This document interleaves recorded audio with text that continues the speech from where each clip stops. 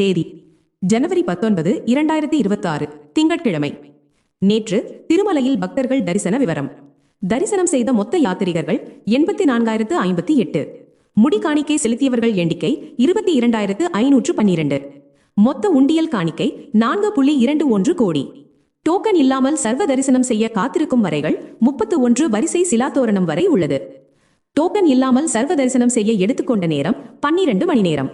300 ரூபாய் சிறப்பு தரிசனம் செய்ய எடுத்துக்கொண்ட நேரம் 4 மணி நேரம். வணக்கம். திருப்பதி திருமலா தரிசனத்தின் தற்போதைய நிலவரங்கள். திருமலையில் நேற்று கூட்டம் அதிகம் உள்ளது. கூட்டம் அதிகமாக உள்ளதால் இன்றும் காலையில 8 மணிக்கே டோக்கன் கொடுக்க தொடங்கியிருக்காங்க. 21,000 டோக்கன் அலாட் பண்ணியிருக்காங்க. திவ்ய தர்ஷன் டோக்கன் 3,500. இந்த டோக்கன்களை பெற்று நாளை காலை 3 மணியிலிருந்து இரவு 10 மணி வரை தரிசனம் செய்யலாம். இன்று முதல் பக்தர்கள் எண்ணிக்கை சற்று குறைய வாய்ப்புள்ளது.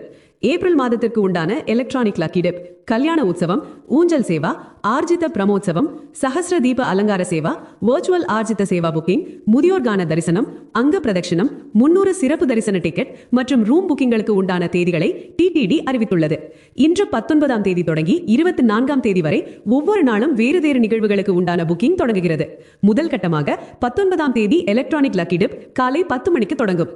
லக்கி டிப்ல செலக்ட் ஆனவர்கள் 23ஆம் தேதிக்குள் பணம் கட்ட வேண்டும். ஜனவரி 25ஆம் தேதி திருமலை மற்றும் திருச்சானூர் கோவில்களில் ரத சப்தமி நிகழ்ச்சி நடக்க உள்ளது. இதன் காரணமாக 24, 25 மற்றும் 26ஆம் தேதிகளில் SSD டோக்கன் கொடுக்க மாட்டாங்க.